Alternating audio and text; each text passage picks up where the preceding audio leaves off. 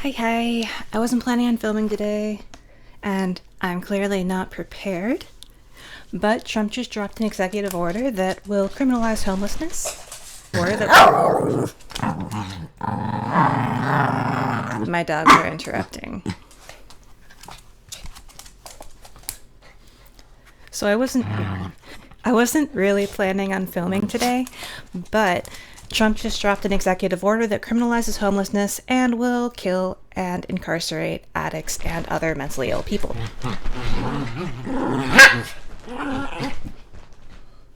So, I thought I would talk about it. I did quite a bit of research, looked up quite a bit of studies on what things actually work, what the real statistics are, and we're going to look at his executive order while looking at the facts as well. That way, we can understand what it is and what it'll do. Give me a minute while I pull it up. Oh, and I am going to be doing my hair while I do this, if I can, because, this it's a horrible mess. The new executive order is called Ending Crime and Disorder on America's Streets.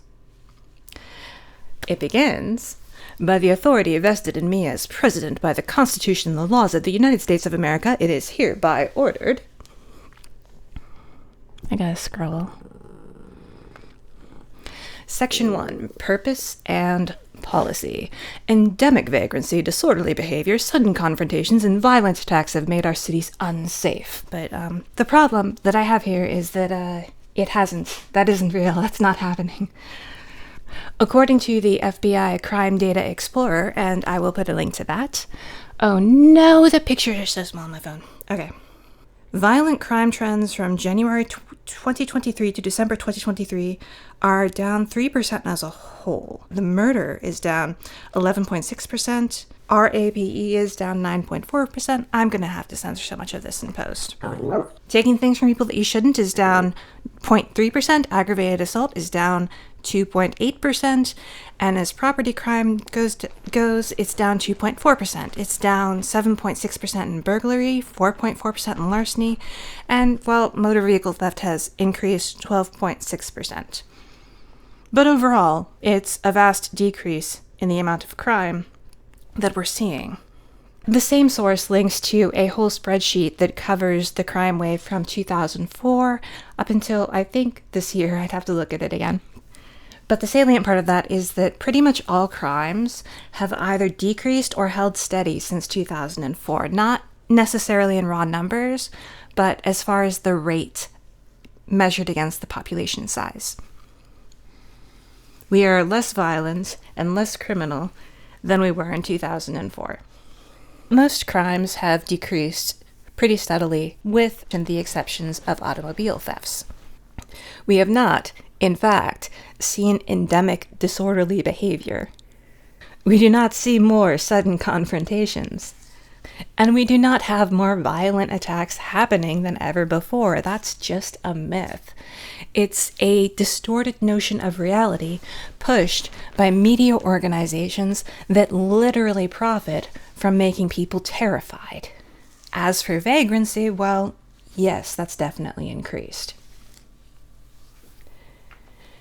It's hard to find solid numbers on vagrancy statistics because it hasn't really been enforced as a crime in the areas that have it for some time, and a lot of people and a lot of places no longer have vagrancy on the books as an illegal activity subject to criminal prosecution because, you don't generally choose to be unhoused. It's a little bit silly to charge people with a crime just because they're too poor to afford rent, to afford a mortgage. But we do know homelessness has increased, and it's increased pretty dramatically for decades now, and it's been a steady progression that is aligned with housing prices, especially housing prices when compared to median and mean income of the population. I have a chart for that from Econofax. I wasn't even looking for a chart that compared the two, I was just looking for the change in homelessness rates, but this will show you both. And as you can see, the rise in homelessness is closely correlated to housing becoming unaffordable for more and more people over time. It's almost like housing becoming unaffordable causes more people to be homeless and therefore causes more people to commit crimes of vagrancy. The executive order, however, discusses this in very different terms. It says, the number of individuals living on the streets in the United States on a single night during the last year of the previous administration, because he can't talk about what's happening during his own administration, that might imply that he's at fault, was 274,224, was the highest ever recorded. Bad, Biden, bad. And yes, Trump has identified a real problem here, even though blaming it on the previous administration is quite dumb, considering it is a process that has been intensifying for decades. But I agree with him. This is a real problem. 3 of his claims for making this executive order were outright false, but vagrancy, and by vagrancy I do mean homelessness, has increased, and yes, it should be addressed. So, what does he plan on doing about it? The overwhelming majority of these individuals are addicted to drugs, have a mental health condition, or both.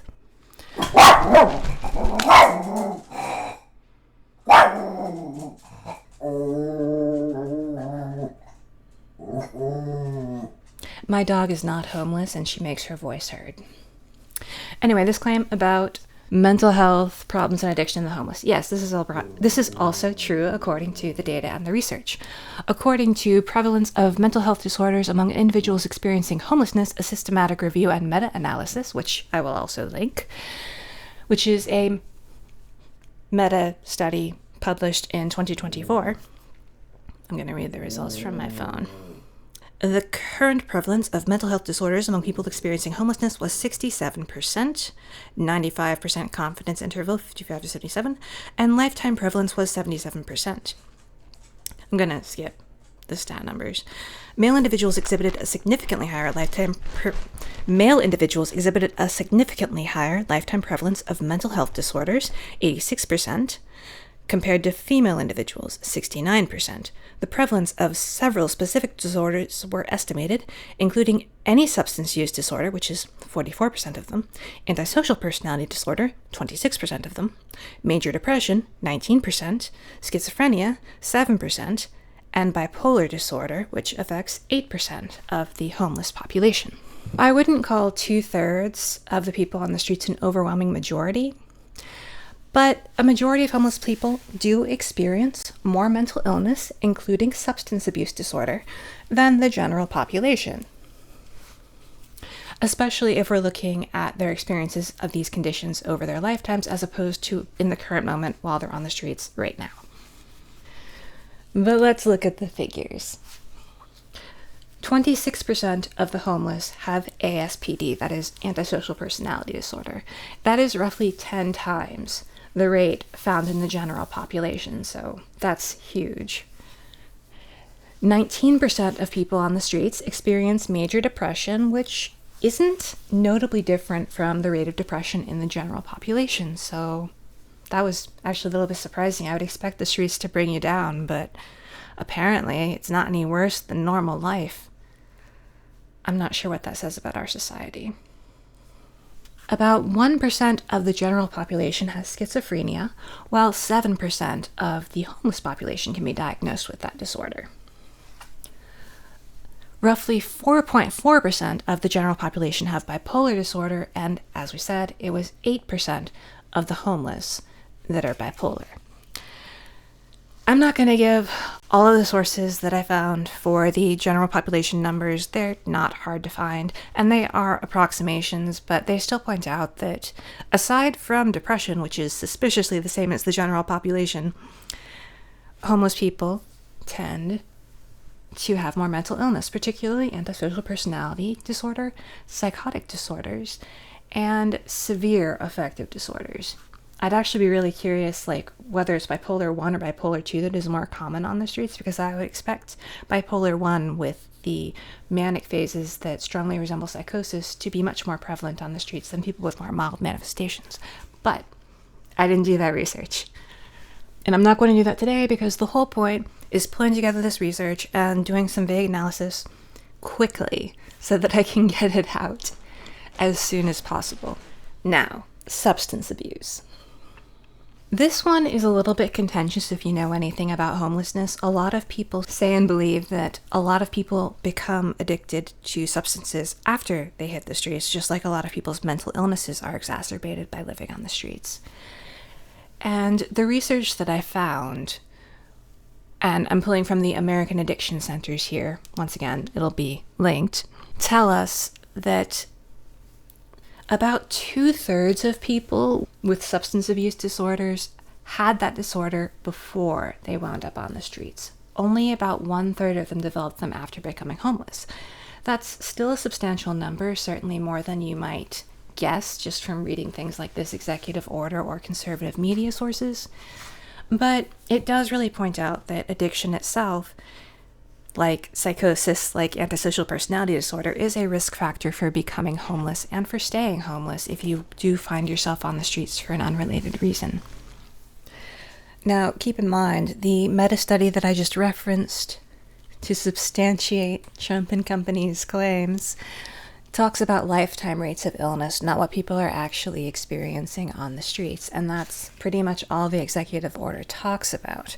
Basically, anyone who ever had a severe mental illness and recovered when they were younger and then became homeless later is being portrayed as a mentally ill addict, even when that's not the case.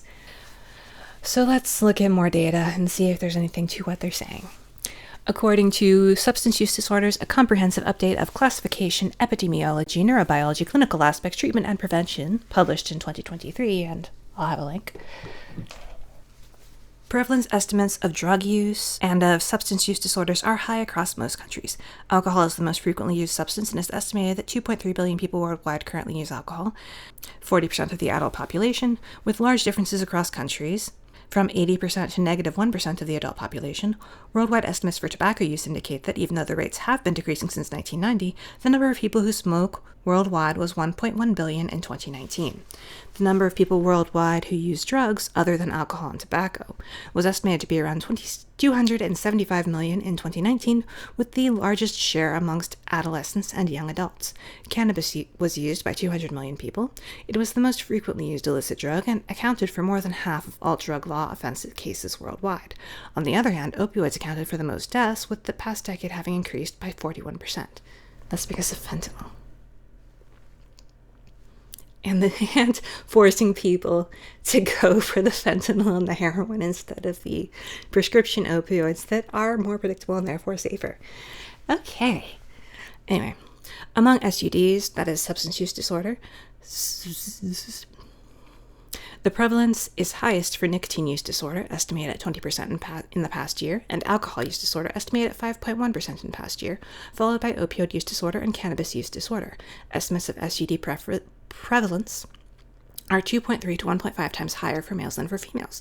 Global surveys from 2016 estimated 100.4 million cases of alcohol use disorder, 70% were males, 26.8 million cases of opioid use disorder, 60% were males, 22.1 million cases of cannabis use disorder, 68% were males, 5.8 million cases of cocaine use disorder, 68% were males, 4.9 million cases of amphetamine use disorder, 65% were males, and 3.9 million cases of other drug use disorders. Estimates for nicotine use disorder in 2019 were 1.1 billion and included most of the active daily smokers, 36.7% of all men, and 78% of the world's women. Countries with the highest rates of heavy alcohol drinking are Angola, Gabon, Congo, and Democratic Republic of Congo, which have rates above 77%, followed by Russia and Papua New Guinea, 60%, whereas the highest rates for drug use disorders are in the US, 3.7%, Canada, 2.7%, Australia, 2.4%, and the UK, 2.2%. Russia, 32%, Indonesia, 30%, and Chile, 29%, have the highest rates of daily smokers as of 2012. And that is something that I looked up so that I could show you what the average rates of using these things in the general population are, because it doesn't really help us to know what percentage of people on the streets use these substances if we do not assess them in the context of how they're used by the population that is housed. Unfortunately, the study that I just read you covers a global audience, well, a global cohort, And it doesn't really... And it pointed out that it varies very much from one country to another, so it isn't especially helpful. Let me try a different study. Next is Epidemiology of Substance Use Disorders, published April 23rd, 2015. I don't like using data that old, and I will unfortunately be looking at some even older research in this, but I'm looking for a very specific data point, and unfortunately it's not in all of the studies. We need to know not just how many people use a substance, but how many people have substance use disorder as well. The high 12-month prevalence rates of substance abuse The high 12-month prevalence rates of substance dependence in U.S. adults, about 12% for alcohol and 2 to 3% for illicit drugs, approximate those of other mental disorders as well as chronic physical disorders with major public health impact. New findings from the nationally representative sample of U.S. youth reveal that the lifelong prevalence of alcohol use disorders is approximately 8%, and the illicit use disorders is 2 to 3%. Now, those lifetime rates, they're basically garbage. They studied like 12-year-olds for it. Well, they were probably college students, but when you're that young, you haven't lived most of your life yet. And some of the later research we'll look at will point out that lifetime use does increase in frequency with age. So don't take those figures too much to heart. I keep finding useless studies. Let's see if we can find a better one. Epidemiology of DSM-5 Drug Use Disorder, which was published October 13th, 2016, and I will link that too. 12-month and lifetime DUD, which is what they're using for substance use disorder. Based on amphetamine, cannabis, club drug, cocaine, hallucinogen, heroin, non-heroin opioid, sedative tranquilizer, and or solvent inhalant use disorders. They don't include alcohol and nicotine? What, did they just look at the entire population of the country and say, sure, alcohol has the highest levels of interpersonal violence, it destroys relationships, and it causes people to have cirrhosis, and yes, tobacco is known for causing cancer and killing people, and it's a national health epidemic, but those are socially acceptable, those are legal, they don't matter. You can just keep doing that. I get annoyed.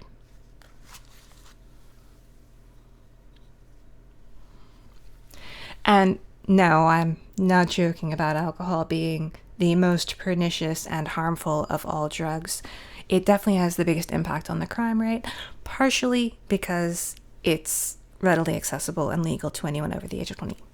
Over the age of 20. By which I mean at least 21. According to Alcohol Help, 15% of robberies, 37% of sexual assaults, 27% of aggravated assaults, approximately 2/3 of domestic violence incidents, and 1/3 of stranger victimizations, and 40% of homicides are propelled by alcohol use. Meanwhile, this study just goes, it's not important. Let's ignore it completely. However, they do have information that might be useful on other substances. Results. Prevalence of 12-month and lifetime DUD, which they're using for substance use disorders, were 3.9% and 9.9% respectively. Drug use disorder was generally greater among men, white, and Native American individuals, younger and previously or never married adults, those with lower education and income, and those residing in the West. Significant associations were found between 12-month and lifetime DUD and other substance use disorders. Significant associations were also found between any 12-month DUD and major depressive disorder. Dysthymia, post-traumatic stress disorder, and antisocial, borderline, and schizotypal personality disorders. Similar associations were found for any lifetime DUD, with the exception that lifetime DUD was also associated with generalized anxiety disorder, panic disorder, social phobia. 12-month DUD was associated with significant disability, increasing with DUD severity.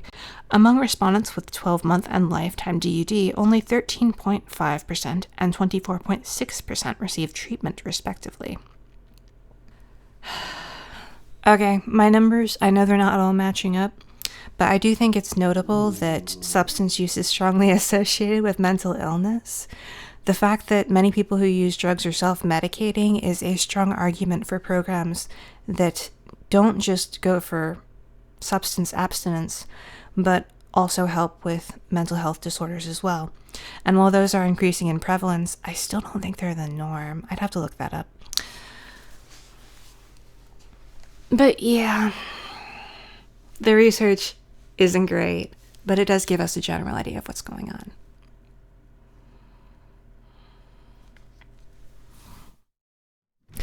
So, given all that we've learned so far, I'm happy to just grant that drug use is higher amongst the homeless than the general population. Not only does substance abuse, especially addiction, lead to you being less likely to hold down a job or become employed, it also tends to be correlated with severe mental illness that might be disabling in their own right.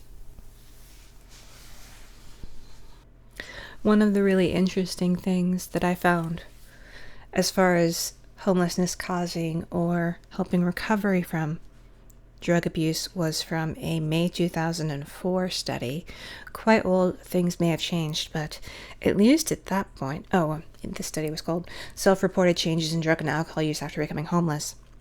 But back then they said 531 adults were interviewed. 78.3% of them met Diagnostic and Statistical Manual of Mental Disorders, revised 3rd edition. Wow, this was a while ago. Criteria for substance abuse or dependence. Most of those who met the criteria reported using drugs and alcohol less since they became homeless, commonly because they were in recovery. Factors independently associated with increased use were no health insurance. You might think it would be important to make sure everyone had access to health care. I mean, if you actually want to stop people from having mental illness and substance use disorders. Alcohol abuse or dependence, and selling plasma or panhandling to acquire drugs. And that's not what I was expecting, because everything I've read previously pointed to there being more drug use on the streets, but I think there may still be some truth to that study, which is why I shared it. We're going to look at the American Addiction Center's discussion of statistics on homelessness and addiction, and yes, I'll link that too. Current and accurate rates on the coexistence of homelessness and addiction can be difficult to determine due to the nature of these two conditions. Generally speaking, available statistics indicate that rates of addiction are higher in people who are homeless. So, yeah, it seems that's changed. The 2020 U.S. Department of Housing and Urban Development's annual homeless assessment report to Congress reports that on a single night in 2020, 580,000 people experienced homelessness in the U.S. According to the 2013 AHAR, 257,000 people who were homeless had a severe mental illness or a chronic substance abuse issue. The 2015 AHAR reports that more than half of adults living in permanent supportive housing, an intervention that provides affordable housing to chronically homeless people, had a mental health disorder or a co-occurring mental health and substance use disorder. This will come up later in our discussion of the executive order, so keep that in mind.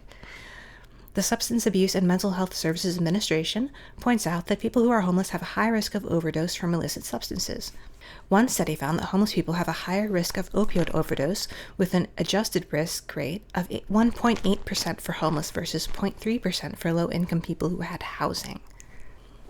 Most research shows that about 1/3 of people who are homeless have problems with alcohol and or drugs, and around 2/3 of the people have lifetime histories of drug or alcohol use disorders. According to I've talked about this acronym before, SAMHSA, 38% of homeless people abused alcohol, while 26% abused other drugs.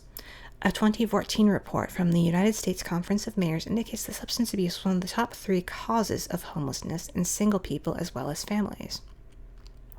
And that's where we got the statistic that roughly 1/3 of homeless people gained their substance use disorder on the streets, while 2/3 of people were made homeless, at least in part, by their substance use problems.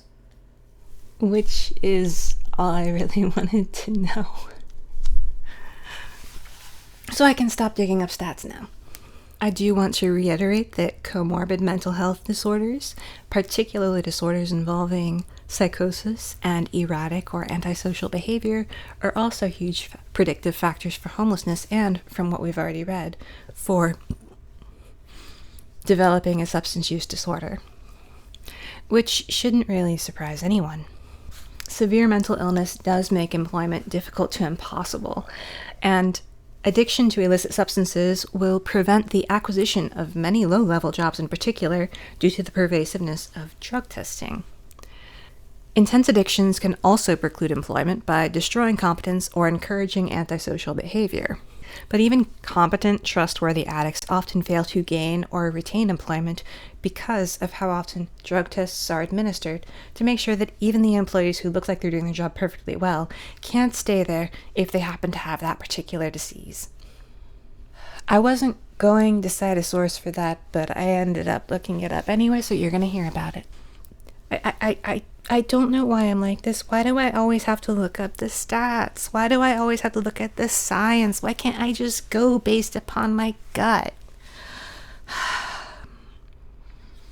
Oh well, you get to suffer too.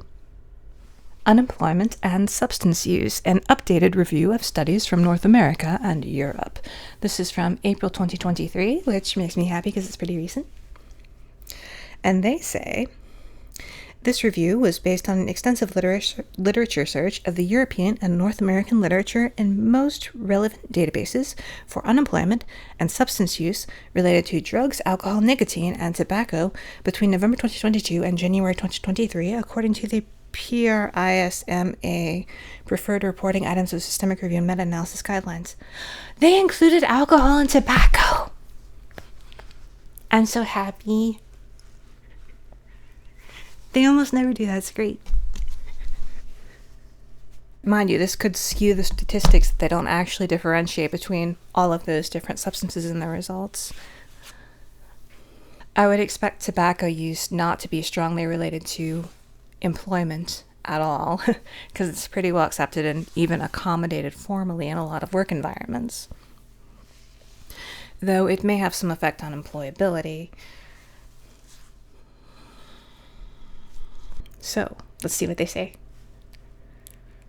The literature showed significantly higher prevalence rates of SUDs involving divergent psychotropic substances among unemployed people. Unemployment was found to be a risk factor for SUD and vice versa. However, the correlation between unemployment and relapses or smoking cessation was inconsistent, like we expected.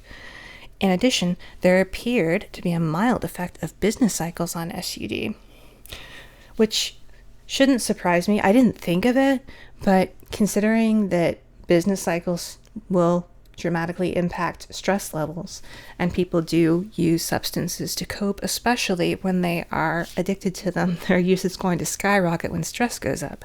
It makes sense that that would be a factor. The results showed significant multifaceted correlations between unemployment and SUD, indicating that prevention and early intervention are required to prevent harmful psychosocial consequences, such as social disintegration and severe psychiatric disorders. Now, this study seems to be genuinely well thought out and thorough, and I'm going to have to read the whole thing eventually because I am positively smitten with the researchers for doing what looks like such a good job, but I don't have the time to read it all today, so I'm just going to scroll down to the results. Regarding SUD, most studies reveal significantly higher rates of substance abuse, SUD, and addiction for unemployed people as compared to employed people, and they have a table for that. Regarding alcohol use, unemployed people showed a significantly higher frequency in their use of alcohol than employed people. In addition, they consumed slightly higher amounts of alcohol. The slightly higher amounts of alcohol used amongst the unemployed might be surprising, but the poor have been shown to use less drugs and drink less alcohol in some studies for quite a while. And there's a pretty simple reason for that. They can't afford it. This is most true amongst children and youths because older people will be more likely to do whatever it takes. But still, them drinking slightly less alcohol is not actually surprising, just from the funding perspective. There's also the fact that alcohol is socially acceptable, and lots of people see it as a normal way to cope with stress in particular, so it's not so surprising. The thing that really is more common amongst the poor is substance use disorder as opposed to the use of substances, which just proves the popular adage that so many addicts say, I didn't have a drug problem, I had a cash flow problem. Which isn't really true. But people who have more income are less likely to judge their own use of substances as problematic, to be certain, because their substance use, even if it's excessive, will have less of a negative impact on their life. There are certain people I could name as examples of this general trope, but you can bet that most of them would not say they have a substance use disorder, even though they probably meet the diagnostic criteria. There is also the fact that lower income people, and less educated people in general, tend to deal with far more stress on a day-to-day basis because they don't necessarily know where their next meal is going to come from, how they're going to pay rent, and all of that. This will have been doubly true for people who do eventually wind up on the streets. And that, even though it doesn't help the problem itself, often leads to more substance use disorders and more using chemistry to help one cope, because you want at least some escape from the constant stress and terror and pain of being alive. For people who don't have that level of existential stress going on in their life, threatening their very existence, their house status, their safety, drugs are less dangerous because there's less desire or need to escape. So they're less likely to engage in overtly problematic use. Which circles right back to how homelessness exacerbates, worsens, and encourages many people to actively pick up addictions to substances. All right, let's look at some stats, because you don't want me to just say things without backing it up. Table 1 shows the descriptive statistics for the socio-demographic factors by lifetime drug use and drug use in the past year. Among those who reported ever using illicit drugs or those using drugs in the past year, most were white, 71% and 66% respectively, and slightly more than half were men, 53.4% and 57.9% respectively. The proportion of persons reporting ever using illicit drugs seemed to increase with age, which we discussed. Persons aged 50 and above accounted for 37.8%, while those aged 18 to 21 accounted for 7.4% of those ever having used illicit drugs, which actually lines up with some of the statistics we were talking about earlier. This pattern was not seen among those reporting drug use in the past year. The proportion was fairly consistent, just about 20% of those aged 26 to 34, 35 to 49, and 50 and above, while the proportion among those aged 18 to 21 and 22 to 25 was 17% and 15.1% respectively. Among those reporting ever having used illicit drugs, most had completed high school, some college, or were college graduates. That's 27.9%, 29.8%, and 31.7% respectively. And do note that does mean that more education correlates with more drug use. Of course, it also correlates with being slightly older, so having had more opportunities and being more likely to enter that older cohort, which is necessarily going to have tried drugs more often than the younger cohort. A similar pattern was observed among those who reported illicit drug use in the past year. Among those who reported ever using illicit drugs, almost half were currently married, and among those who reported using illicit drugs in the past year, only 30% were currently married, and 54.6% were single or never married. The pattern with employment was similar among those who reported ever using illicit drugs, and those who reported using illicit drugs in...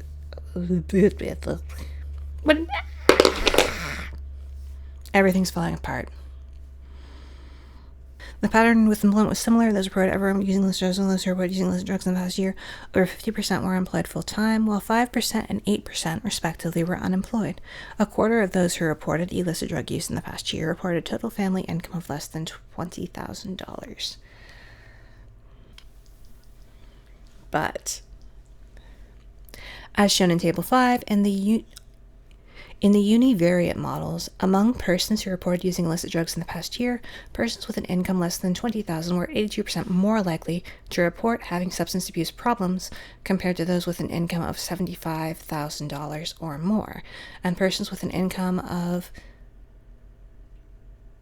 $20,000 to $49,999 were 34% more likely to report having substance abuse problems compared to those with an income of $75,000 or more.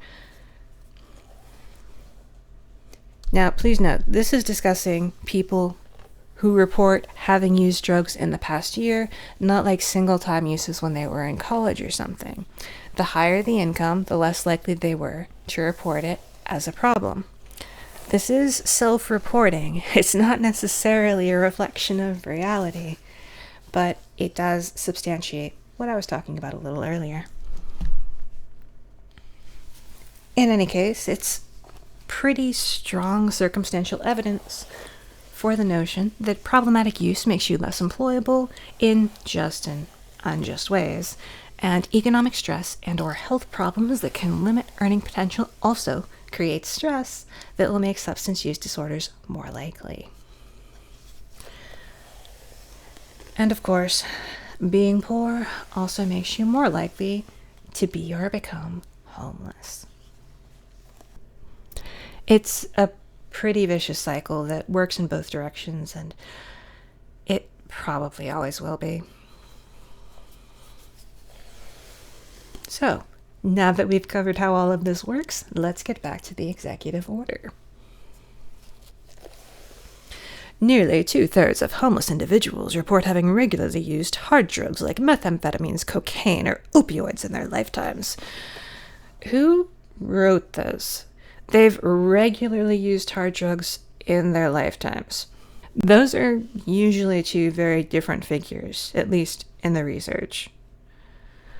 Lifetime use includes like using it 1 or 2 times over the entire course of your life, and regular use is obviously more pervasive and repeated than that.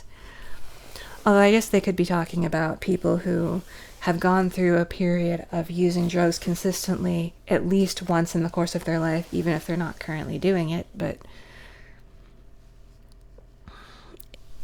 the thing that I want to point out is that current regular use amongst the unhoused is a much smaller number of people than the 2/3 figure that they're trotting out. It's a pretty deliberately deceptive figure because it implies that substance abuse is far more common on the ground amongst the homeless than it actually is currently. And back to the quote. An equally large share of homeless individuals reported suffering from mental health conditions. And that's true. They did a good job with this one. They got the data right. Though it is worth noting that they are once again discussing the lifetime prevalence of mental illness of the homeless population, and that even the general population has a lifetime mental illness prevalence rate of around 50%, which is not a huge difference from the 66% that gets people, well, that we find amongst people on the streets. I've actually got a link for that 50%. It's from an article from Harvard. And it is a high estimate. I've seen numbers as low as like 40%. But when Harvard, an organization that most people would be inclined to trust, says that it's 50%, I can't really resist playing to that fallacy of the appeal to authority. I mean, if it's Harvard, you have to trust it. Harvard wouldn't lie to you. Harvard wouldn't be wrong. So, yeah, I had to mention it. And honestly, it may be more right than we suppose, because a lot of mental illness still goes undiagnosed, especially amongst the older population. Young people are much better at noticing what's going on and seeking help and realizing that it's not normal and that there are things you can do to make it better if you just see the relevant professionals. The older population hasn't entirely caught up with that, so the 50% figure may be right. It may even be a little bit low. Back to the executive order. The federal government and the states have spent tens of billions of dollars on failed programs that address homelessness but not its root causes, leaving other citizens vulnerable to public safety threats. Those homeless people are so scary and so dangerous. They're absolute psychos running wild on our streets. We have to protect people from this horrible, vile evil of poor people. We have to protect people from poor people.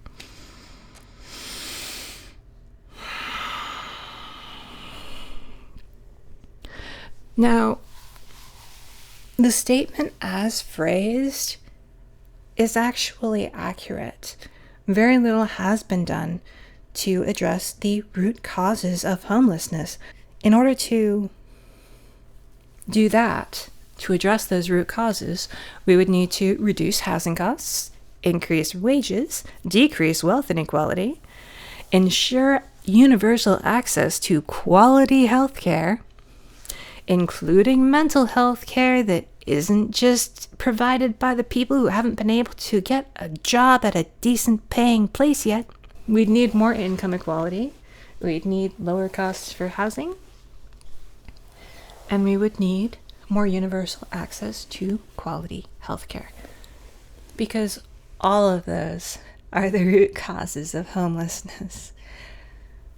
I don't really see this executive order talking about most of them, but I will give them credit for at least talking about substance use disorders and mental illness as a cause, because they are, and I've wanted people to get more help for those for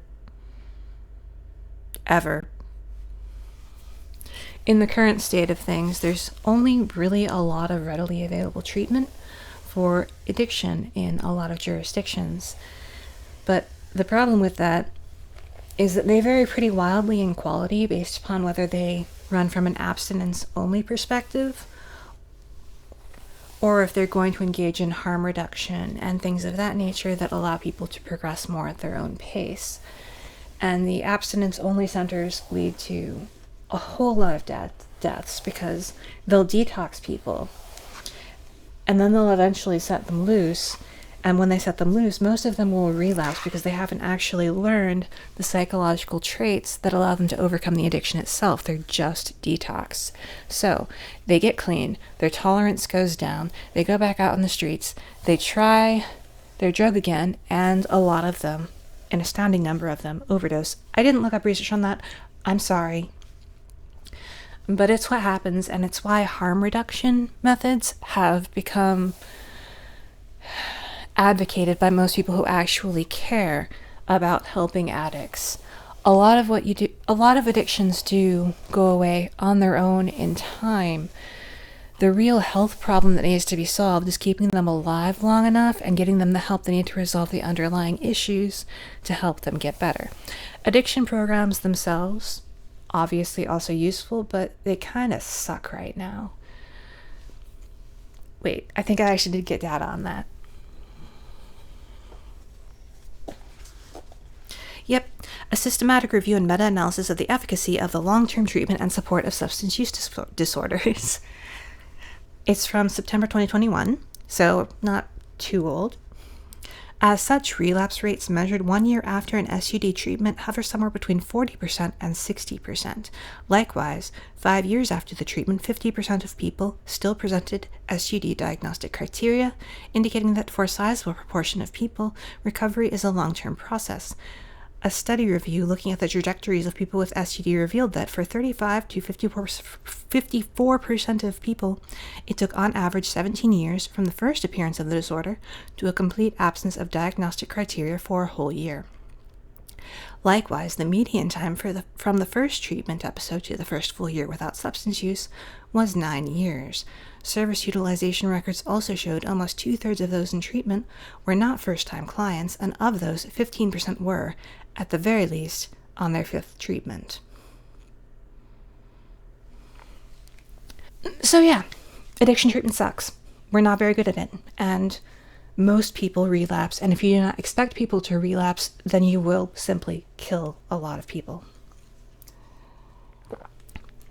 Until we figure out what we're doing in treating addiction, until we actually help people get better in a shorter time frame than, what was it, 17 years?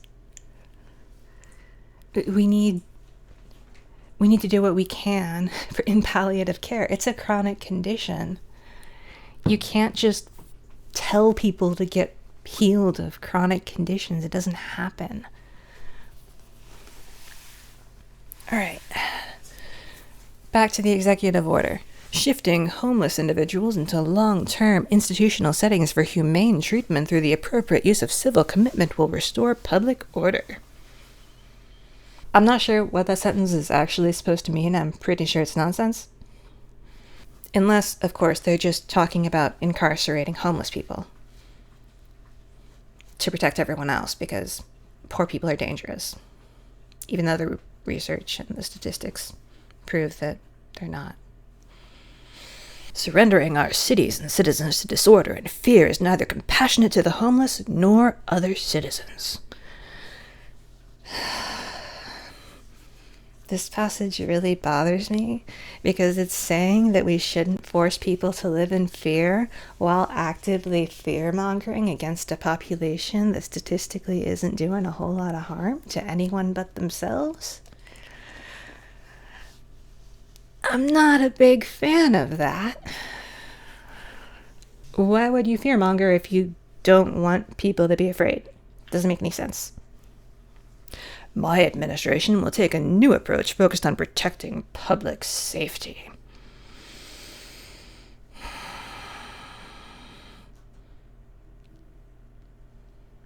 Yeah, I'm kind of bothered.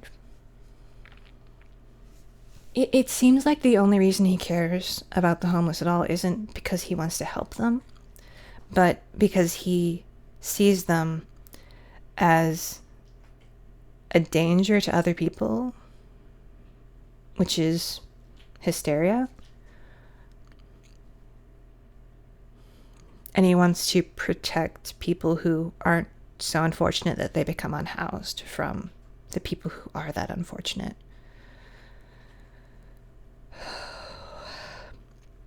I'm sorry, but classism hurts. Section 2, Restoring Civil Commitment. The Attorney General, in consultation with the Secretary of Health and Human Services, shall take appropriate action to 1. Seek, in appropriate cases, the reversal of federal or state judicial precedents and the termination of consent decrees. Editing one here, but is anyone actually surprised that Trump doesn't care about consent? Yeah, that's what's happening. That impede the United States policy of encouraging civil commitment of individuals with mental illness who pose risks to themselves or the public, or are living on the streets and cannot care for themselves in appropriate facilities for appropriate periods of time. And, I'm going to stop here. You know what he's talking about in all that language, right? He's talking about committing the mentally ill against their will. And not, as is currently the case, just when they're a threat to themselves or others, but also when their mental illness makes them too poor to be housed. So basically, if you're mentally ill and can't work, even if you don't have if you're mentally ill and can't work, even if your mental illness isn't particularly severe and you're not a danger to anyone else, he wants to institutionalize you without your consent. Now, he does say it's for appropriate facilities for appropriate periods of time, and I don't know what that means. It's very vague. But I do want to point out that mental health facilities are stretched ridiculously thin as it is. My partner has a psychotic disorder, and he's tried to be institutionalized a couple of times in that period, mostly because they were making him a danger to himself. And when he went to the ER for this, they inevitably decided, well, we don't really have room for you, so you should just go home. Do you have any access to things you would use to hurt anybody? How is your family? How's your support network? And they basically decided that because there was no room, he couldn't really be taken in. Meanwhile, Trump wants to involuntarily commit people who aren't even a risk to themselves or others. Where does he want them to go? 2. Provide assistance to state and local governments through technical guidance, grants, or other legally available means for the identification, adoption, and implementation of maximally flexible civil civil commitment, institutional treatment, and step-down treatment standards that allow for appropriate commitment of and treatment of individuals with mental illness who pose a danger to others or are living on the streets and cannot care for themselves. Okay, so he's at least advising throwing money at it. I'm not really sure how that's going to solve the problem of there not being enough psychiatric nurses or doctors to deal with the current caseload, because that's already a real and present problem, and he's planning on throwing loads more people at it, loads more people who can't pay for it at that. So I don't know how this is supposed to work. How are they going to get that many people into treatment when there's nobody to treat them? I love the idea of increasing access to mental health care, but a lot of systemic issues, especially on the supply side of doctors and nurses who can provide this sort of treatment, of capacity at inpatient facilities, and I don't know what else I was going to say, but all of those are real limitations that can't be solved quickly just by throwing money at things. Right now, they simply cannot handle that many more people being in active treatment, especially if we're also being forced to treat people who are not a danger to anyone. So what I want to know is what's going to happen to the people who would like to do that, who would like to comply, but can't because there's not room for them. I talked about my partner earlier, and it took him over a year to get in to see a actual psychiatrist for a psychotic disorder during an acute psychotic episode. You can't just say, oh, you people with those severe issues have to wait and let this homeless person who isn't hurting anyone or being hurt themselves by their condition go first. That doesn't make any sense. People will die. Section 3, Fighting Vagrancy on America's Streets. A. The Attorney General, the Secretary of Health and Human Services, the Secretary of Housing and Urban Development, and the Secretary of Transportation shall take immediate steps to assess their discretionary grant programs and determine whether priority for those grants may be given to grantees in states and municipalities that actively meet the below criteria to the maximum extent permitted by law. 1. Enforce prohibitions of open illicit drug use. 2. Enforce prohibitions on urban camping and loitering. 3. Enforce prohibitions on urban squatting. Alright, well, that answers my question. In order to get grant money, you have to throw people into jail who are homeless and mentally ill. If you don't throw the homeless and mentally ill in jail, you don't get grant money to expand your service, to expand your mental health service providing capabilities. He literally just wants to arrest homeless and sick people and throw them in jail, even when they're not hurting or a risk to anyone. That's very cool. I like it. But that's not the only requirement to get the funds that can help you expand your systems. 4. Enforce, and where necessary, adopt standards that address individuals who are a danger to themselves or others and suffer from serious mental illness or substance use disorder, or you don't have to be a danger, you don't have to be an addict, or who are living on the streets and cannot care for themselves through assisted outpatient treatment, or by moving them into treatment centers or other appropriate facilities via civil commitment or other available means to the maximum extent permitted by law, or... Now, I actually kind of like this part. As discussed, a lot of people genuinely do need treatment, and it would be a good thing to be more proactive about that, to actively go out and recruit people, and even to force treatment for some people, probably. I think forced treatment has much lower success rates. I didn't think to look that up, I'm sorry, but I don't hate the idea of making these things more accessible and recruiting more people into these sorts of systems. Although we did already discuss the practical, logistical issues making that difficult. 5.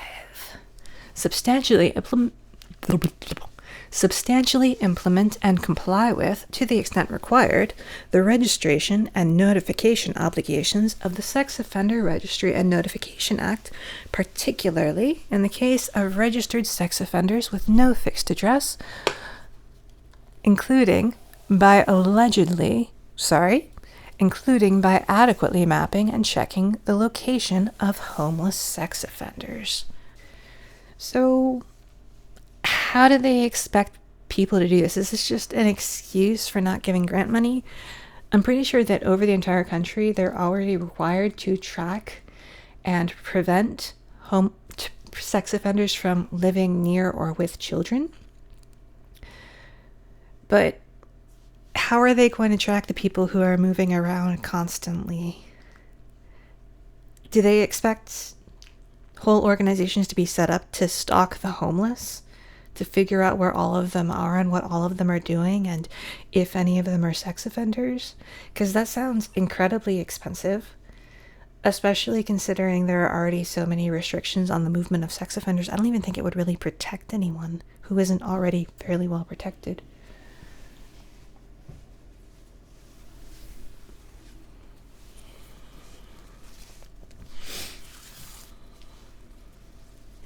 Okay, the next section is all like funding stuff, and it's okay, so I'm not going to read it to you, it's fine. Next is redirecting federal resources toward effective methods of addressing homelessness. A. The Secretary of Health and Human Services shall take appropriate action to 1. Ensure the discretionary grants issued by the Substance Abuse and Mental Health Services Administration for substance use disorder prevention, treatment, and recovery fund evidence-based programs and do not fund programs that fail to achieve adequate outcomes, including so-called harm reduction or safe consumption efforts that only facilitate illegal drug use and its attendant harm. So, we've already addressed the success rates of addiction treatment programs. It's not great. If they're trying to get like recovery rates above that, it's not going to happen, which tells me that a lot of places are just going to lose funding for drug addiction treatment. So accessibility to recovery programs will be reduced, and even less people will get the help that they need to get better. And if they can't get the help that they need to get better, according to the provisions in this, they're going to be thrown in jail because they won't be able to hold down a job or take care of themselves. And that's what this bill tells people to do when those people are around. If they're homeless, they're incarcerated or treated. If they can't be treated because you don't have the facilities, you put them in jail. I think it's obvious why I'm not a fan. And I'm particularly offended by this section because it prevents the continued functioning of harm reduction and safe injection sites. And those sites, they actually keep people alive. Keeping them alive is pretty much the only thing we know that is effective in ultimately healing them. Because the real crisis in substance abuse isn't that people are spending a lot of money and time off their rocker. The problem is that it kills people. And I feel legislation like this, if harm reduction centers and injection sites are not allowed to exist, people will die. A lot of people will die, and they will die quickly. These are the single most effective programs that we have for treating addiction. And he's saying they just make the problem worse. We know, factually, from the research, that they don't make things worse. They save a lot of lives. And a lot of people who go through them do eventually recover completely and stop using.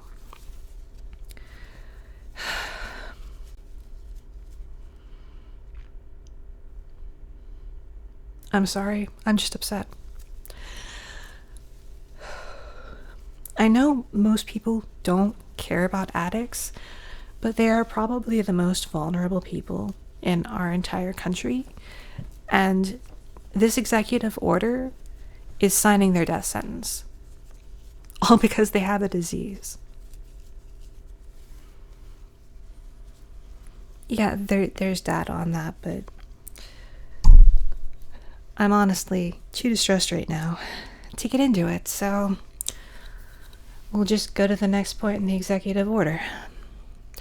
2. Provide technical assistance to assisted outpatient treatment programs for individuals with serious mental illness or addiction during and after the civil commitment process focused on shifting such individuals off of the streets and public programs and into private housing and support networks. And 3. Ensure that federal funds for federally qualified health centers and certified community behavioral health clinics reduce rather than promote homelessness by supporting, to the maximum extent permitted by law, comprehensive services for individuals with serious mental illness and substance use disorder, including crisis intervention services. I actually like those bits, they're fine. I am curious how they're going to plan to do this, like where the money's going to come from, where the doctors and therapists are going to come from, but we already talked about that. It is, however, something that I want us to do, and solutions do exist, and maybe someone... Sorry. I just remembered there were Medicaid cuts. No one is actually going to help this happen. These people are just going to go to jail for non-compliance. Okay. B. The Attorney General shall prioritize available funding to support the expansion of drug courts and mental health courts for individuals for which such diversion serves public safety. That could also be good. I haven't looked into the effectiveness of mental health or addiction courts, but I certainly like the idea of treating people instead of just locking them up when they're brought to court for these purposes. I'm sure there are logistical problems there too that will really come to the fore if this executive order is actually implemented as written. But I like it. Section 5. Increasing accountability and safety in America's homeless programs. The Secretary of Health and Human Services and the Secretary of Housing and Urban Development shall take appropriate actions to increase accountability in their provision of, and grants awarded for, homelessness assistance and transitional living programs. These actions shall include, to the extent permitted by law, ending support for Housing First policies,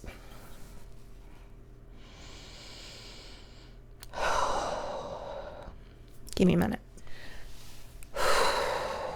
Okay.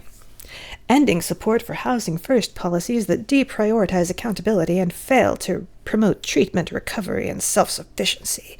Increasing competition among grantees through broadening the applicant pool and holding grantees to higher standards of effectiveness in reducing homelessness and increasing public safety. So Housing First programs are advocated for a reason, but I haven't actually looked at the research for how effective they've been, so I don't know if it's a well-meaning idea or something that genuinely helps. We don't really have enough data yet, or we didn't when I looked at it last, which was admittedly a few years ago.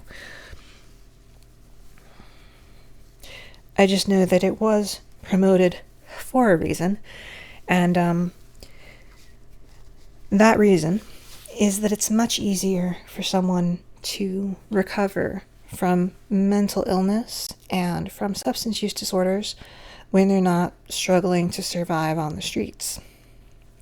Fairly obvious if you think about it. But I don't actually think I mind trying to make these programs more accountable, provided it is done in a sensible and well thought out way that actually improves outcomes. I feel some skepticism about whether that's actually going to be the outcome of this particular provision of the executive order. But at this point, I'm willing to hope. I do worry that it will just lead to more people being homeless and therefore guilty of vagrancy and therefore incarcerated. Then they can be used as nice little slaves of the state to make license plates and whatever else they feel like forcing them to do for money. Well, force them to do for the prison's profit. I phrased that poorly. I really hope that's not the goal of this, and that it's just an unfortunate side effect. But anyway, let's go on. B. The Secretary of Housing and Urban Development shall, as appropriate, take steps to require recipients of federal housing and homelessness assistance to increase requirements that persons participating in the recipient's programs who suffer from substance use disorder or serious mental illnesses use substance abuse treatment or mental health services as a condition of participation. So people who are homeless and struggling with these issues often fail to engage with the services when this is a requirement. So this will just set another barrier in place that makes it difficult for people to receive public assistance to help them acquire housing of any kind, which realistically is probably the point. They say it real pretty, but unfortunately I know what it means. The worst part is that this problem will be exacerbated by the further overburdening of the mental health care and addiction treatment system that this executive order will, if followed, create. More and more people will be trying to get into treatment, but can't get into treatment, and will be very likely to lose their housing benefits and wind up homeless as a consequence, and because being homeless must now actually be prosecuted by the courts, and the people who are guilty of it must be put in jail, or at the very least in mental health or substance abuse courts. We're talking about increasing the prison population. That's what this does. More people will be homeless, and if it's followed through, more of those increasing numbers of homeless people will wind up in jail. C. With respect to recipients of federal housing and homelessness assistance that operate drug injection sites or safe consumption sites, knowingly distribute drug paraphernalia, or permit the use or distribution of illicit drugs on property under their control, 1. The Attorney General shall review whether such recipients are in violation of federal law, including 21 U.S.C. 856, and bring civil or criminal actions in appropriate cases. And 2. The Secretary of Housing and Urban Development, in coordination with the Attorney General, shall review whether such recipients are in violation of the terms of the programs pursuant to which they receive federal housing and homelessness assistance, and freeze their assistance as appropriate. Which tells me that, yes, they're just trying to kill homeless people. If you try to prevent homeless people from dying, you can now be prosecuted for doing that.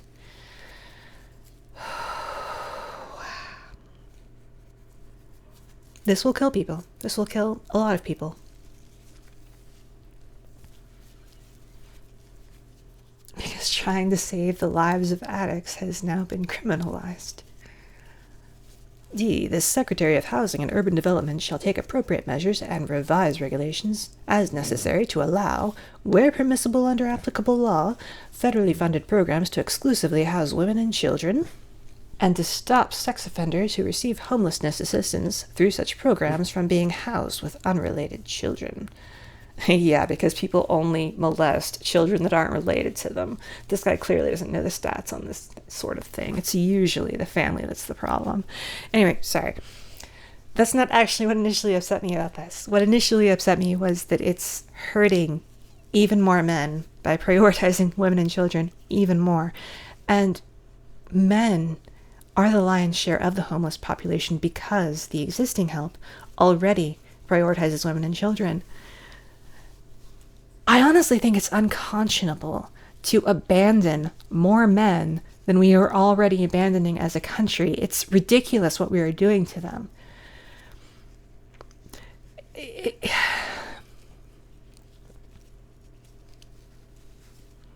And yes, a lot of this will affect them more anyway, because more men than women are afflicted with substance use disorders. So this whole executive order is, she's so cute. This whole executive order is a jihad against men. It is. It's attacking especially sick young men. and preventing them from getting the help that can actually save their lives and get them on the right track again. I mean, the part about sex offenders is fine, but I think that's already the law, and it tends to be adhered to pretty well, is my understanding, so I'm not sure why that's there, unless it's just to reinforce the importance of not helping men. E. The Secretary of Housing and Urban Development, in consultation with the Attorney General and the Secretary of Health and Human Services, shall, as appropriate and to the extent permitted by law, 1. Allow or require the recipients of federal funding for homelessness assistance to collect health-related information that the Secretary of Housing and Urban Development identifies as necessary to the effective and efficient operation of the funding program from all persons to whom such assistance is provided, and require those funding recipients who share such data. Wait, hold on. I'm actually going to stop there because I want to talk about how getting medical records actually costs money. And people struggling with homelessness probably don't have a whole lot of it. So unless they're setting aside funds to help people do this, a lot of them will not be able to.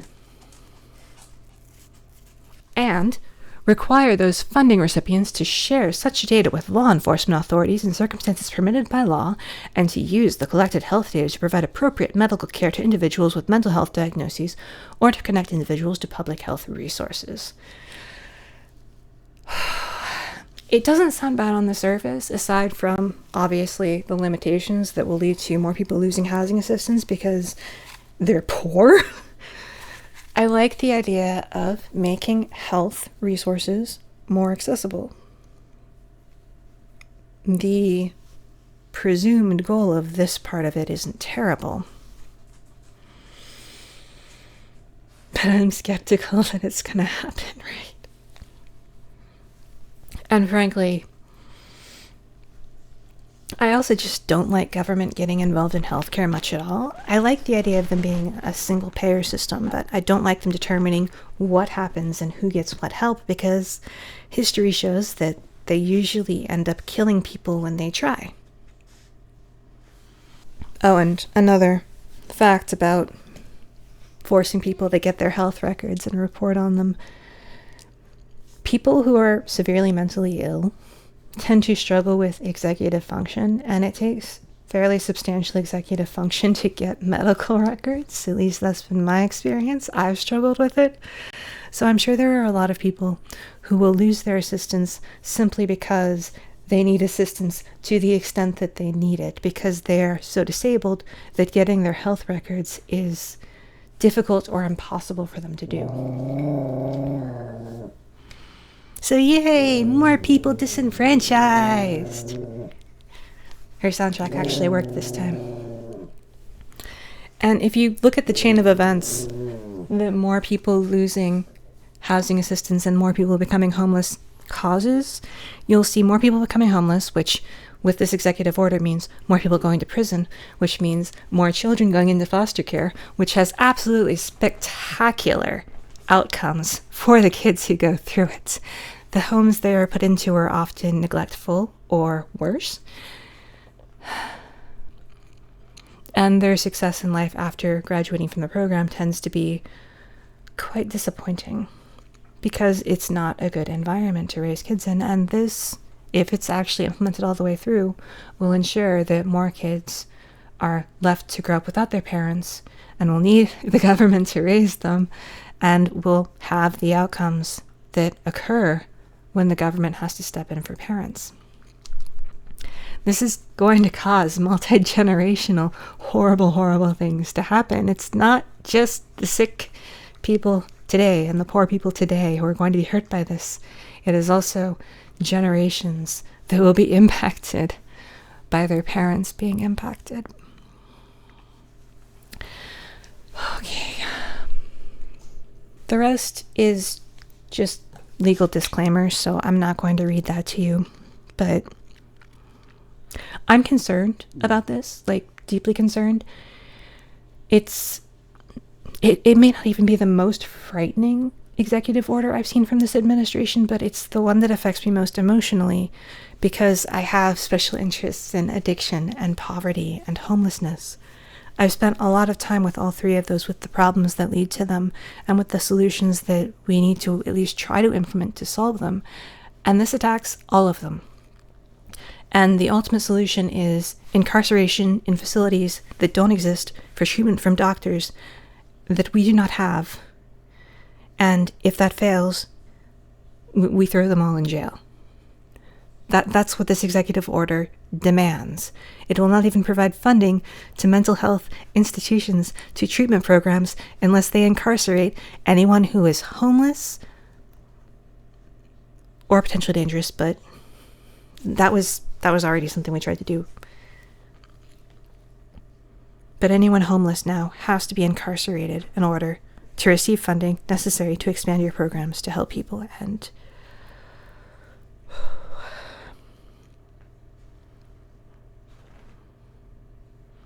I don't actually have words beyond that. I'm too upset. So I will leave you with my customary outro before I break down in tears. Do what thou wilt shall be the whole of the law. Love is the law. Love under will.